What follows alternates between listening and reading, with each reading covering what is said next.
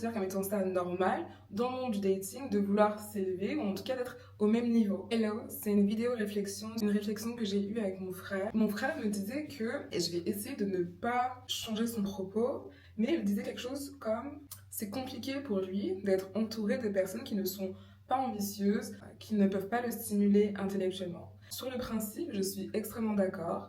Toutefois, j'ai l'impression que de vouloir s'entourer de personnes qui nous ressemblent, pour moi, je trouve que c'est salvateur dans le sens où tu ne peux être emmené que vers le haut. Si toi tu te considères comme étant une personne positive, une personne solaire, une personne qui est ambitieuse en termes de carrière professionnelle ou bien de manière entrepreneuriale, si tu t'entoures de personnes qui sont un peu comme toi, c'est que tu seras toujours drivé, tu seras toujours conduite, ou en tout cas tu seras dans cet environnement-là qui va créer ce drive, tu vois, ce sentiment-là de vouloir aller vers le haut, entre guillemets.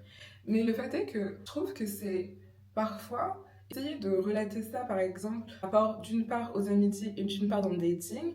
Moi, je trouve que c'est valable dans les deux secteurs.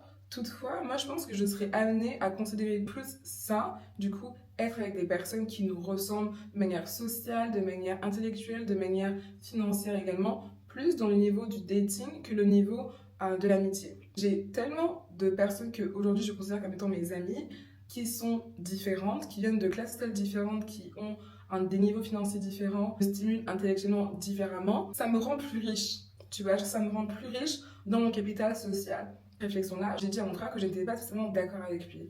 Ensuite, dans le monde du dating, ça rajoute un peu une heure en plus, c'est le fait de vouloir s'élever. Moi, je considère comme étant ça normal dans le monde du dating de vouloir s'élever ou en tout cas d'être au même niveau. C'est un sujet aussi qui est un peu matière à débat, parce que tu te dis non, mais tu vas pas être intéressé à une personne que parce que elle a fait ces études-là, elle travaille dans ce type d'environnement, ce secteur-là, cette capacité financière-là. À un moment donné, je pense qu'il faut qu'on soit réaliste. À un moment donné, je pense que c'est hyper important aussi de rationaliser les choses. Ok, on parle de matters of the heart, tout ce qui est sentimental et tout, etc. C'est un peu compliqué. Mais le fait est que dans l'histoire, les unions romantiques sont extrêmement nouvelles. Ça, je crois que ça date du 19e siècle, si je me souviens bien. Avant, le mariage ou les unions, c'était un contrat. Un contrat, tu regardes ce qui te bénéficie le plus. Et je sais pas si je suis la seule à penser ça, que c'est ok pour moi, en tout cas, si j'envisage de dater des personnes, de vouloir être avec des gens qui me ressemblent. Je ne sais pas si c'est une réflexion que vous avez déjà pu avoir dans le passé. Si vous partagez mon avis, dites-le moi en commentaire et je serai hyper curieuse d'en savoir plus.